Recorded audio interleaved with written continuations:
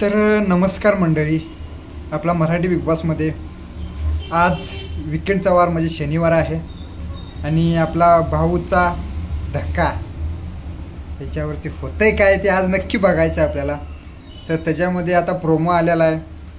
निकीला माफी मागा सांगितलेलं आहे रितेश दादाने. आपला मराठी माणूस आहे, मराठी भाऊ आहे तर करणारच. ती कुठली बाहेरून आलेली, तिनं आपल्या एकदम वयाचा न कशाचा मान न राखता आपल्या कलाकार त्यांच्याशी असं बोलणं योग्य नाही. तर मग थोडी आज शाळा होणार आहे, सेम महेश मांजरेकर साहेबांसारखीच होणार आहे. आता कशी होती कशी नाही आजचा एपिसोड येईल त्यानंतर आपल्याला समजेल की भाई काय करतो काय नाही.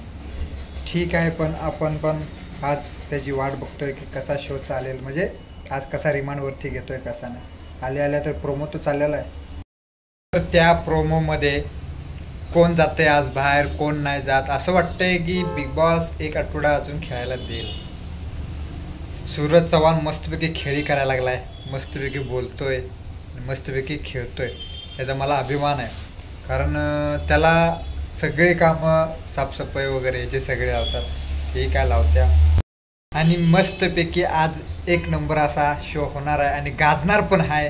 कारण रितेश दादा सगळ्याला काट्यावरती घेतोय आणि काट्यावरती घेतलंच पाहिजे. कारण खूप असे निखीची आणि तो अरबाज याची जास्त नाटकं चाललेले आहेत. कारण ताकदीचं बळाचा वापर करण्याला आणि निखीला काय नाही, त्याच्यामुळे ना काट्यावर घेतलं पाहिजे रितेश दादाने. आणि आजची चावडी भरणाऱ्या प्रोमोमध्ये तर एकदम कडक वाटते. मराठी माणसासाठी अपमान केला तर तुला असं करेल तसं करेल.